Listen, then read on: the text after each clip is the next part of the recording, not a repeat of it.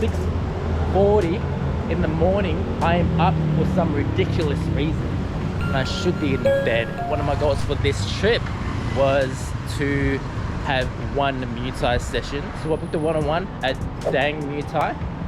We gotta see how it is. Hopefully I don't die. First mission is to try and get some water, as in like a big bottle of water.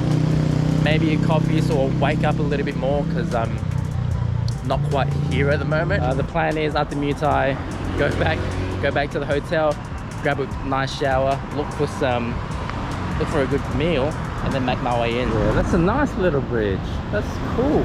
This is the kind of photos I love. See that? I ain't gonna even try. This is my turn. It's on the other side of the moat. I gotta go around, hit my 7-Eleven over there, and Dang Muay Thai is just up the road here. This is the entrance. I can't pronounce this. Saun Dok Gate. That might be horribly wrong. Please correct me if it is. I got my supplements. I got this Red Bull. Don't know if you can see. Red Bull. 1.25 liter of water and what I think looks like an electrolyte drink. So my survivor kit for this afternoon. Hoping that I'm not late. I should be there on time. If I don't, I might be in a little bit of trouble and I might be punished, and I don't want that. How are we? I got PT 101, 7:30. 1 by 1, Yeah. You stand by. Just down here? Yes. Okay, no worries. Thank you. Oh, that smells potent. That's like 10 Red Bull cans in one. Is this meant to be like mixed with water? Now I reckon if I had drank that whole Red Bull bottle, I would be on the floor having an anxiety attack, trying to figure out what the hell is going on with my heart. Another thing, I came into this session knowing that my foot was already injured, right? So I didn't know the extent of my injury until I got back home and got my foot checked out. So I was actually doing this training session with a fractured foot. So if you're wondering why I'm complaining and whinging a lot about how sore and swollen my foot is, I had a fractured foot. So I'm still alive. It wasn't that bad. I think I need to cool down a little bit longer, stretch my back a little bit more. Probably wasn't a good idea for my foot. It's swelling up again, but that's okay. So they were saying like you could train here for a month or even decide to fight within a week, and it's encouraged because you learn more from your fighting experience. So that's a really good thing to know. Like some of the members here, they've been here for like a couple of months and they've already been in a couple of fights. That's really interesting. I'm not gonna go past how good these bananas taste. They're very sweet. They're hell delicious. Oh, my back's sore. My foot's sore. I feel like if I didn't stop, I would be on the floor. I would be on the floor, probably drowning in my own vomit, because that was tough.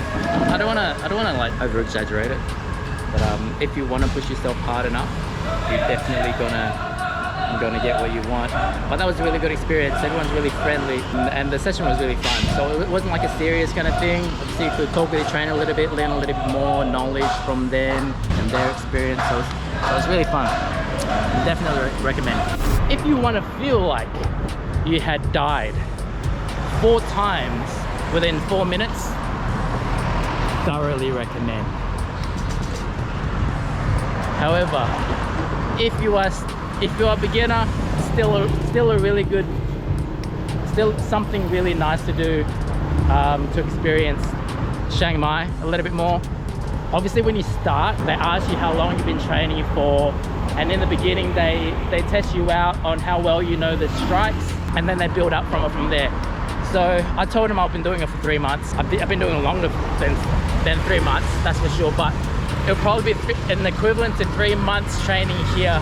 I've done it for 6 months, but they ran through like the different strikes, jabs, and from there they were able to like evaluate what they were going to work on from there. So after the strikes, they got me doing teeps and then showed me different techniques and how to apply different power with different types of teeps, which is really cool. Something you don't normally learn in some of the classes at Like say for instance a normal gym. So what's the plans from now? I am gonna freshen up, get back to the hotel, have a nice shower, cool down, might check out the pools over there, have a little dip before I have a shower, and then the rest of the day is temple hopping. That's my accommodation.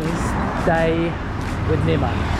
That is actually called stay with Niman. So it's like, you know, when you're trying to explain where you're staying and you go to the driver, yeah, I'm stay with Niman. I'm stay with Niman. Oh, okay, where in Niman are you staying? Stay. Yeah, you can imagine the conversations had. Nah, they know where stay is. Just being silly. I'm gonna go for a bit of a swim. Later on, rinse myself off. Obviously have a shower first. Go for a swim, check it out, check out the gym. Just having a look at the menu. American breakfast with hot coffee. $1.89 Thai baht. Let's see how much that is. $7. That's hell cheap. Swimming pool. That's an interesting view. I'll go for a swim. There's no towels.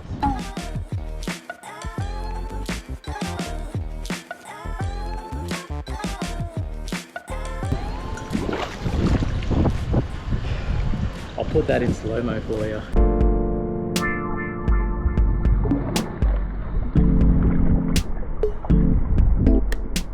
Rooftop pool's pretty nice. Ain't nobody here. It's crazy. While I'm here, I'm gonna go through with you how to do a butterfly. So what you do a 1-2 kick. 1 is a little kick, 2 is a big kick, and then just put your arm somewhere in there. Take note, guys. Starting swimming lessons with Naz.